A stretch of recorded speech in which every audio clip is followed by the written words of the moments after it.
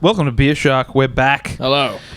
We are in the north, and this will be the final Beer Shark from the north. I'm going to miss it, Jack. It's a hell of an abode. I love you, Jack. Come in the wall.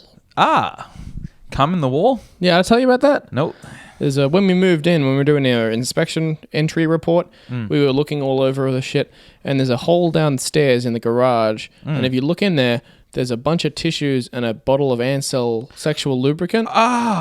So I'm assuming the previous tenant was frustrated with his wife to the point where he had to go downstairs and just fuck his hand. And just jack off into the wall. Just put it all on the wall and leave it behind. Was he fucking a hole in the wall? No, it's far too tall to fuck. You think that, but if he had a ladder, or he could be like the tallest man in all of Deception Bay. It's the top of the roof. Like, yeah, it's right up there in the back of it. Man, he thought he was being sneaky. Dude, he's not sneaky. If I lived here, I would start a club for like married men that turn gay, and I would make married men turn gay, but they still have their families and their kids, and they would like go back to their families and their kids, but then like one night a week or whatever, they'd pretend that they're going to play table tennis, but actually go and be gay at the gay club. The Brokeback Club. No, it's called Deception Gay. Deception Gay. And they have to keep the rules of the club is you have to keep your family. You can't if you lose leave. Your family, you're out of the you're club. Out of the club. We all go, we're all family men on men. Yeah, family men on men. That's the tag underneath the big sign out the front. Deception Gay, family men on men. And there is a table tennis table. You will have balls going everywhere. Yeah, just in case the wife comes in. Oh yeah, that's right. We're just playing table tennis. We were getting hot from the ping pong. Yeah. No one's wearing any pants. We're more aerodynamic. Yeah. It's just like cycling. That's how the Olympics do it. I've been getting bullshit at the gym. Ooh. That's been frustrating me. I had 2 separate incidents there that's been driving me very cranky. Yes. Firstly, I'm making this short film with my friend Anissa, and I'll just go into that first. This thing, it's called Bad Guy. It's a short film. Could be in some, I'm going to enter it into some festivals and stuff like that. She's the producer. I just sort of act in it badly. Yep. And the gist of it is this woman hears this guy playing music in his car. It's her jive. So she's like, ugh. And she goes over there and starts talking to him. But, I mean, he's basically just turned on the radio. It's not his shit at all. And then at the end, when she's getting out of the car, he's like a real cunt. And he says, he goes, you know that song? And she's like, yeah. He's like, shit.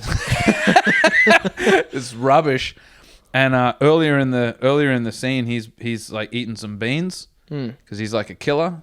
And she finds a knife in his glove box because she's reaching for tissues because she's been crying. He's eating beans because he's a killer? No, he's eating beans because she finds the knife and she's like, what's this? And he's like, that's just my beans opener. And he opens up the beans and now I'm like eating beans. And then at the end when I say the song sucks, I'm struggling to eat the beans because they're gross, not my brand. And I'm like, it's gross. And then is this a character or is this you? This is a character, but it's me. Yeah. Really. All mine are. I don't know. You're not a Bush's boy. No. So I'm struggling to eat these beans, and then at the end I say, this song sucks balls. It's worse than the beans. So that's fun. Okay, so this is a comedy. I'm lost on the genre of this film. Dramedy. Okay. A little bit of both. Yeah, it's an interesting one. I kind of... Yeah, I don't know. I mean, she came to me with like an idea, and then we sort of did some... I mean, it'll be interesting to see how it turns out. It was a great shoot, though. It was a great shoot. And it's called Bad Guy. Working title, maybe. Okay. I don't know. She can call it whatever she wants. Beans Man. Beans Boy. I would call it Bean Monster. Because I'm a monster and there's beans in it. Yeah. But anyway, so I decide to go... That's what they call the guys that circumcise women in Egypt. Bean Monster. The Bean Monster. It's time for you to go and see the Bean Monster, Knut. You're going to see the... Come on. Time for the bean monster. And there he is. Yeah. He's gonna use that. He's gonna use that clitoris for chewing gum. That's what Davis was. That's a callback to last episode, where Andy Davis talks about any circumcision, the tip of the penis is used as chewing gum by the mother of the child or the surgeon. Upcycling. So before I leave the house to go on set to record this filming thing, I say, you know what? I'm going to go to the gym. I haven't been to the gym all day. I've got to go to the gym straight from the set. So we finish up filming. It's like, I don't know. It's always late, like 10:30, 11, whatever. And I go to the gym. Shit. You know, I don't have my pants, my gym pants. So I just say, oh, fuck it. I'm going to train anyway, and I'm training in my jeans. What's your pants usually? Tracking? I don't know, shorts. Okay. Shorts. I have gym shorts. You've seen my legs. Right. It's you would think that would be more embarrassing than jeans, to be honest. The legs are, I got knobbly knees, I got skinny legs, it's embarrassing like pelican poo. Anyway. So I'm in there, and when it's happened now, this has happened before. In the valley, this has happened before, where I was stuck and had to wear the jeans. No one gave a shit, no one cared, no one looked. But I'm in New Farm now. These Lorna Jane bitches. Fashion capital of Fashion Brisbane. capital, right? So I'm in there. I just start exercising my jeans. Now I'm getting looks. It's 11:30 at night. There are 3 other people in the gym. They all are gawking at me like I'm a psychopath. I've just come off this set where I'm a killer and a psychopath. So I'm sort of like, ugh, you know. Anyway, whatever. I finish up. I just have a short session and I get the fuck out of there. But today, I had some Gestapo shit at that gym. So there's a sign up when you go into the gym, and the sign says, please wipe down equipment after use with towelettes provided. Yes. And they provide towelettes, which is like, I guess, an antiseptic soaked wipe, and you tear one off and you wipe down the leg press or whatever it is you've been working on. Now, I'm not a COVID-19 denier, but I am a hand washer, and I just think, if you're touching shit at the gym, you should be washing your hands anyway. We don't need to wipe it. Anyway, I disagree with the policy. Whatever the fuck. I'm in there this afternoon. Well, really, how much is it doing? Nothing. The towelette? Nothing. You And miss it's- one spot. Yeah, If it's it's- true, yeah. if a little bit of contact really does fuck the whole thing up, Yeah. you're not going to get every single No, bit. you're not. That's exactly right. That's exactly right, Jack. Thanks for the backup, man. So the gym is busy. And I think because it's busy, I think I can get away with some shit because no one's looking, right? Everyone's looking every which way, whatever. I was wrong. I got off the lat pull down and I just sneak off. And this fucking dude goes, are you finished with that? And I said, yeah, go ahead. And he goes, are you going to wipe it down? And I said, oh, yeah. Give me a second. I go and get the moistened towelette. And I come back and I wipe, the grippy thing that you pull down, and I wipe that. And I go, there you go, mate. And he goes, but you weren't going to do that. You're already so much more polite than I thought you would be. Oh, You're an angel so far. Story's not over. So he goes, but you weren't going to do that. And I said, well, what do you mean? And he goes, well, if I hadn't said anything, you would have just walked off and not wiped it down. Is this Larry David? That's what it sounds like. And I said, yeah.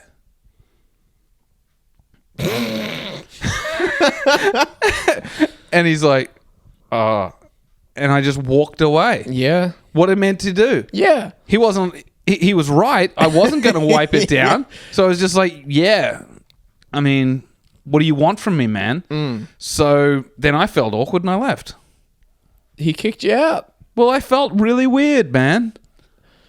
He was fucking looking at me. It was worse than the jeans. What a strange thing to do. He's a fuckhead, man. You did what he asked. Yeah, and then he's a fuckhead. But you weren't going to do that. That's... Yeah. Fine. Well, you're the hero for bringing it to attention then, sir. Man. What kind of guy was this? Okay, this dude was like middle-aged, like gay New Farmian. I would say probably early 40s, but he like looks 50. But he had that there's a few ways I know that the guy's gay, and this is like classic that age gay is. So there are different gays for different age groups. This was middle-aged bottom, and middle-aged bottom has a glossy face because he has a routine.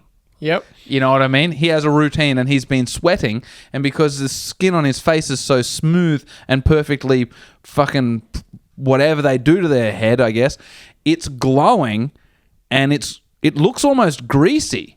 He's got the Patrick Bateman sweat going. Dude, yeah, and he's perfectly shaved. His face it looks like it may not even grow hair. You know those dudes that somehow, I don't know how the fuck they do it, but they get a shave so close that you look at them and you sort of think, have you ever had hair on that face? Have you had laser on your face, motherfucker? Is that what it is?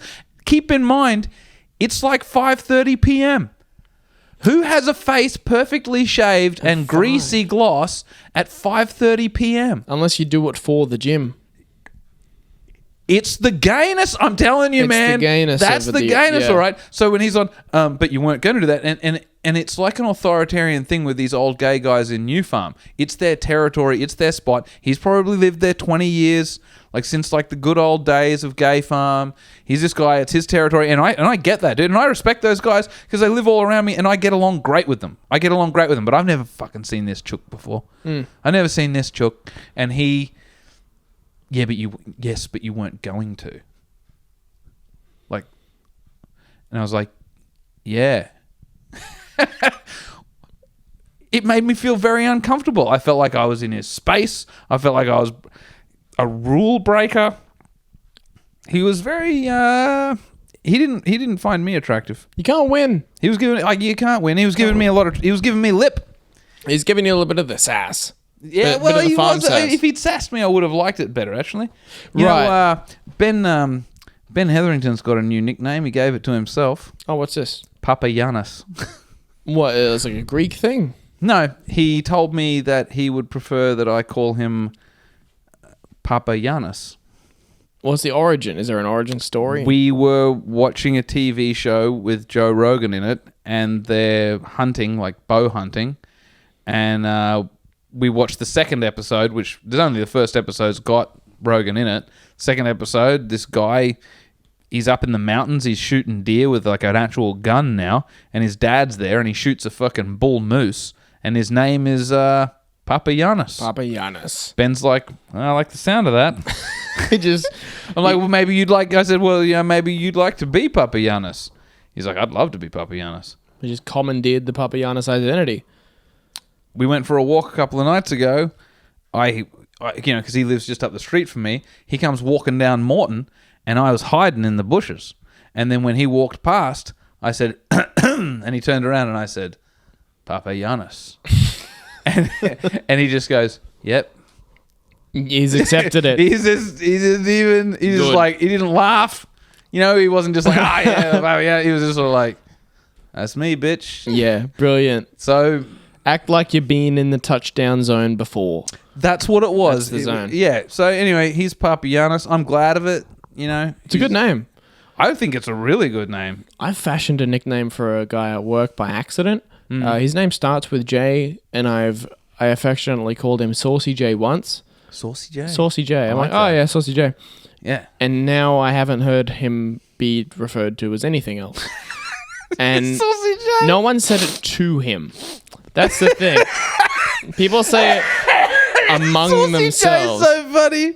Yeah. He came over, he was pissed off about something, and he left. I went, oh, Spicy J. I'm like, yeah, it's a spicy sauce. You know? Spicy sauce, yeah. It's a sauce. Jesus, that's funny. Now, you had another dude at a previous job who had a nickname. Was that Dribble Dick? No. Stretch? No. I think it was... Slut Guts? No. Something about some beans. Oh, Bean Fucker Wally. What a fantastic workplace. Bean Fucker Wally, because what did he say? Fuck baked beans or something? He sat down, he's like, man, I love fucking baked beans. Obviously, fucking being the modifier. Yeah. But where everyone's like, you fuck baked beans. Well, fucking baked beans. Yeah, and he became Bean Fucker Wally. We showed up, we showed him photos of women covered in beans. That was a strange gentleman. 50 years old, virgin, yep, lived with his dad, had not lived with his dad, never learned how to drive a car, has never used the internet, never had a mobile phone, He Okay. got that job in the late 80s, Right. and that's when his life stopped. He's Yeah, had the wow. exact same life he's done since he was like nothing. 19. He's just like, that's who I am. Yeah. He just goes to the fucking pub with his dad. He puts a punt on the horses. And he That's goes really to bed. interesting. So does he like blow his cash on booze and? Horses mainly. That's But really interesting. he He's would just like, have this is some me. And then when his goddamn old cash. man croaks, he's just going to take the house. He's like, I'm just going to keep living here. What's he gonna do? He can't drive. He doesn't know how to pay bills. That's crazy. So what happens then? Just there in the house with his Yeah, he's beans. just in a void. He's got this house in Redcliffe. That's a tough sell. I would not He needs a trade woman. my He shit. needs a woman in his life. I don't know what he'd do. Sometimes we're at the Christmas party with him, and he was looking at some women, and he's like, "Oh, she's all right." Well, like you wouldn't know what to fucking do with her. Well, Yeah, what are you wow. gonna do? Some women came down from the office, Yeah. because he gets a woman to buy him his horse memorabilia off the internet because he doesn't have access to it. Because he doesn't know how to work the internet. He doesn't have the That's internet. hilarious. So he's like, hey, it gives him a check and says, can you purchase this online? And then they come and give it to him, and he gets all flustered. As thanks, Joe. You know, it's a very odd This is exchange. amazing. You have to keep this person in your life. Well, how? On what platform? I can't call him. I can't email him. We got to find Beanfucker Wally. I've got to find Beanfucker Wally. Yeah, I had a. He said he'd drink a woman's period blood once. What? Say that again. He said, well, we're like, what would you do? There was a woman he had the hots for in the office. We're like, what would you do with old whatever? And What'd you do with old Dorothy? I'd eat her out on a worst period. Wall. Well, kissless virgin, but he's ready to really dive in and get Hey, it you know done. what? It makes sense with his love of beans. That's got to be like a similar sauce. Yeah. I believe the consistency. flavor would be very different. But I mean, consistency, yeah. Yeah. You know, you got your chunks there of, what is it, like plasma? Yeah. You know, yeah, it's really disgusting. Yeah, all the bits. Yeah, wow. I feel kind of gross now. Speaking of beating women, I'm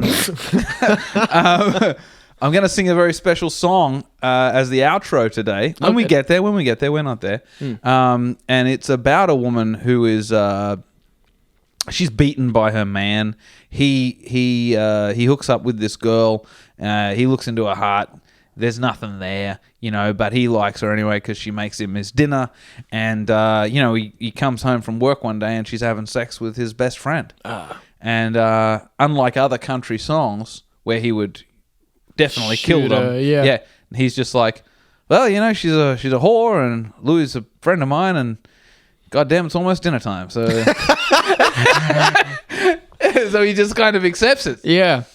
Yeah. That's the real way to take life on the chin. Hey, man, come on. Sometimes you just gotta sit down and wait for your fish fingers. That's goddamn right. Well, you know, I met a beanfucker myself at the BP. So you know what I was saying about this shoot. This shoot was out near Hamilton. That was a cool noise, yeah. Couldn't do it again. Out near Hamilton, and you know, we got this car park and everything like that. So I'm heading out on Kingsford Smith Drive, and there's a BP on the left, right? I go in there, I pull in, I put some money, you know, some fuel in my car. I go in, and the dude, who's about beanfucker age, is probably like maybe mid-40s, I guess. Okay. So he's probably 10 years younger than the beanfucker. And he's sort of rummaging around, and I'm sort of standing there like waiting. And then he sort of comes over and he's still sort of looking around like this, and he's just flustered and he's just like, oh, damn it. And he said, damn it. And I was like, oh, and I said to him, is everything all right? And he goes, yes, I'm sorry. He goes, I'm really sorry. Sorry, which sort of pump are you? And I said, I'm number 3, please. And he goes, oh, okay, that's... So this is the cashier. This is a cashier at the BP. Yeah, sorry. I thought it was just a guy that was asking. No. This is the guy. So I put my fuel in my car. I go in there and I go to pay, and behind the glass, this guy's all acting real fucking weird. He's all flustered. He's all weird. Then when I finally get his attention, he's like, "Oh, I'm sorry. I'm having a very tough day." You know, and I was like, "Okay." And he said, "What pump are you?" And I said, "I'm pump number 3." He goes, "Okay, well that's $50." I pay the $50. I say, "Are you okay, mate?" And he goes, look, I'm really sorry. Hang on. And he reaches over and he grabs a coffee card, free coffee. If you get 5 coffees, you get a free coffee, or 5th coffee free. Brilliant. Right? And he stamps the 4 stamps, and he goes, there you go. There's a free coffee. Sorry for being weird like that. Have a free coffee. It's bribing you. Yeah. And I said, I took it. Because I like coffee. I said, thanks very much. I said, you just having a tough day, eh? I totally get it. And I turned to walk away, and he goes, yeah, so, it's just been tough around here. The boss is driving us nuts, and we've had a few issues with one of the pumps, and I was like, right, that's probably too much information for me. And he goes, sorry. And I was like, well, sorry's not going to cut it. And I waved the thing, and he goes, and the motherfucker got another card and and gave me another card. I was like, thanks, mate. You won. I got 2. He came to you with his woes, and then you said, never mind. However, what are the woes? Not a fan of him, to be honest. Can I have some more? Yeah. And then I've walked away with 2 cards, each gifting me a free coffee. 2 coffees for the price of 30 seconds of wasted time at the gas station. I didn't mind. The guy was really like head down, couldn't look me in the eye. I sensed his weakness, and I knew that if I squeezed, something good would come out. He has very little power in this world, and the most power he really harnesses is in the form of a BP coffee card. So if you can exploit that... This is what he's got. This is all he's got. Yeah. His whole life's fallen apart. But is that like a beanfucker stance? Or is Beanfucker Wally sounds more confident in his situation than this guy? Well, Beanfucker doesn't have much confidence with ladies or in a professional sense because he's had the same job since the 80s. Who does have confidence with ladies? No. No very one. difficult. No one good. He gets very flustered with them. Yeah. However, if you happen to bring up something like the fact that he is a virgin or that he would eat that woman's period blood. Yeah. The spicy clam. This is very spicy. He'll just say, fuck off, cunt. Like, he's a real kind of... He gets aggro. Yeah. That's interesting. He's a real kind of emotional oracle of himself. Yes, he's an oracle. And yeah, right. Yeah, he's not in control of what he does. He's a bunyip. He's a bunyip. Beanfucker Wally's a bunyip. God damn. Yeah, I'm looking forward to seeing him again on the Christmas party. I'm breaking into the Christmas party. That's I quit cool. the job. I'm going to see if I can get back in. This is great. This is what I'm talking about. You stay in contact with Beanfucker Wally. I have the number of this one other guy who's great friends with Beanfucker. So I'll call him right around Christmas time. I'll say, hey, mate, where is it? I'm coming there. Yeah. I feel like a preemptive strike would be a catch-up for beers like a couple of weeks before as a preemptive, rather than just because you're calling up as an outsider. You know what I mean? But you have beers with him and the Beanfucker. Now you're on the inside. Now it's different. Now it's old times. He'll probably tell you about the party and invite you without you even having to say anything. But these are the beer demons of... Would you say they're beer barons? They're the beer sharks. Oh, shit. And the Christmas party starts at like 7.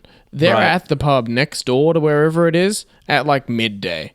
Oh. Like they're sinking it all day. So by the time you get there, it's over pretty much, which is why I ended up leaving the job because I made a few mistakes at the party. That's exactly right. Fuck, that's hilarious. You did comedy. I did comedy. I told the CEO to fuck off. And you ate shit. That's so fucking funny. I bombed and told the CEO to suck my dick. Ah, damn. So I'll do it again this year, but there's no real repercussions. Dude, I went to school with 2 twins.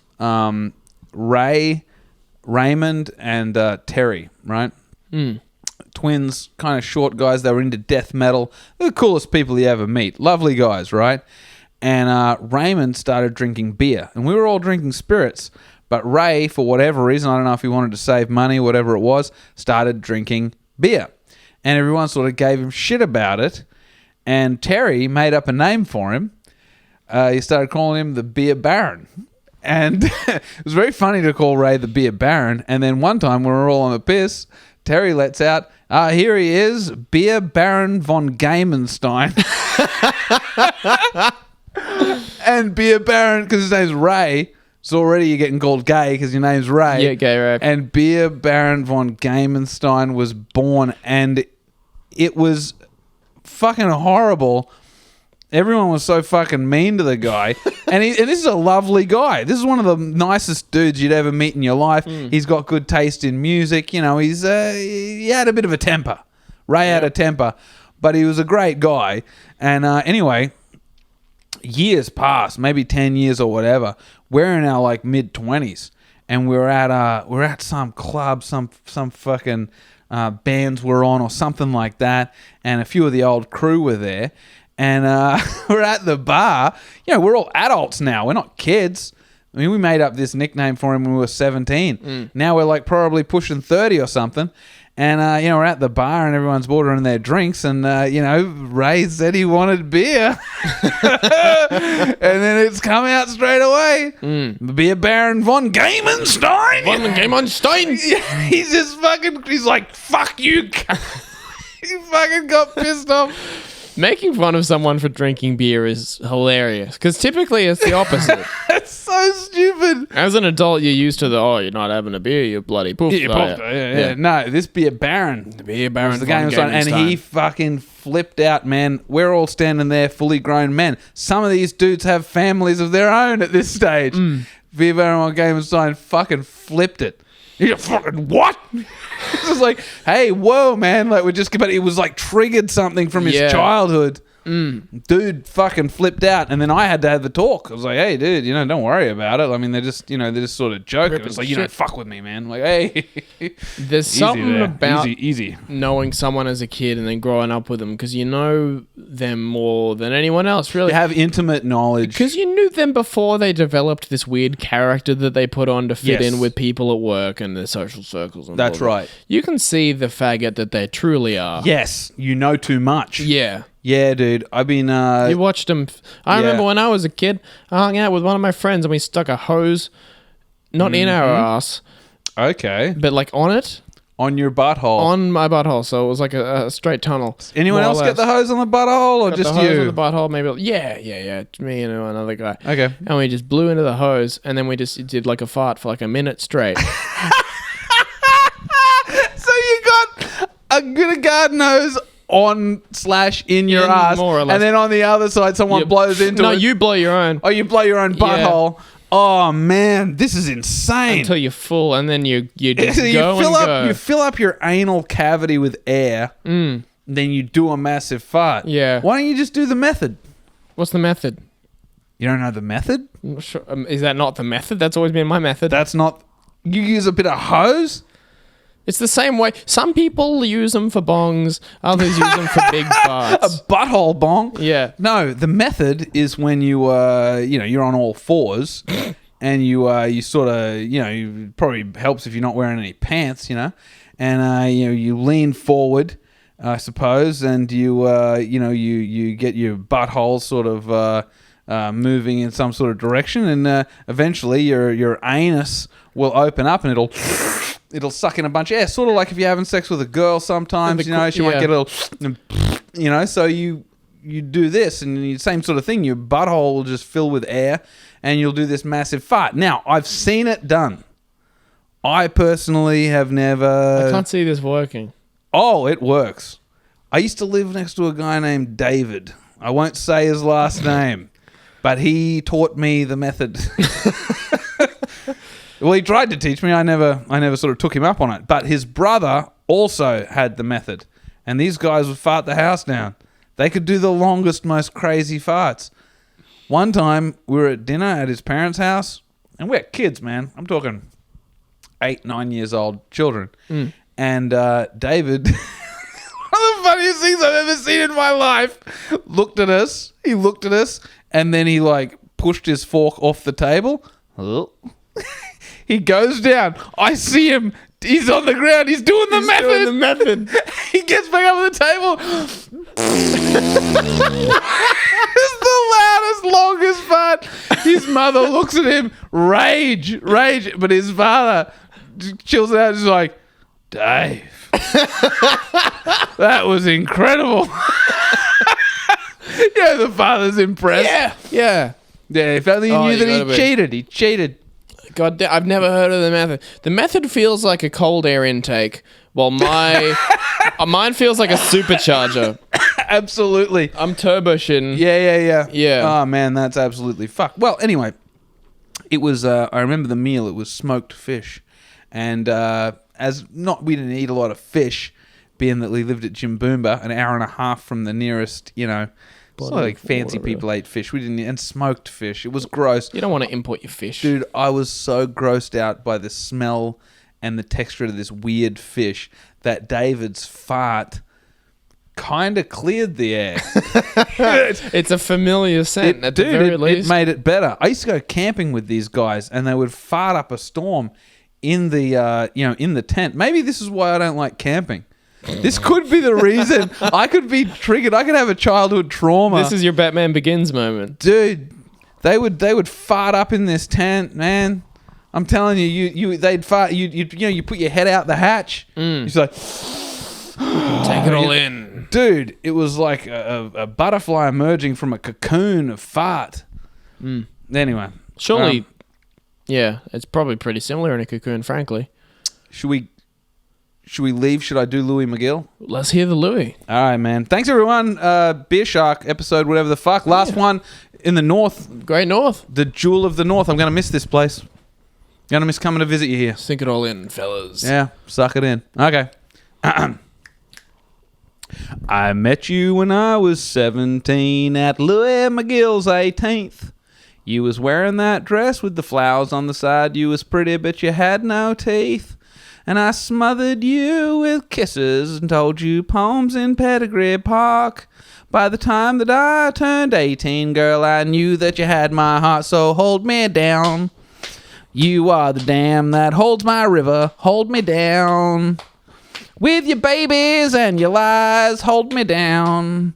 It seems your bitch ass just gets bigger. When I look into your heart, I can't see a thing, so it's lucky that you make good pies, ooh. Right? Oh, Louis McGill, right? My man, he likes to hit me, but I think he don't mean no harm. He beats me with his manliness, then dazzles me with charm. I walk him through the daisies, he drags me through the mud. I ask him to bring his washing down as I choke on teeth and blood. Oh, be my man. You are the man who pays for dinner. Be my man. You are the man that I despise. Be the man. I'm just a give in sitter. But when I'm searching for the truth, I can't find a thing. So it's lucky that you tell good lies. Ooh. Thanks, Jack. I can hear it. Thank you, everyone. Good night.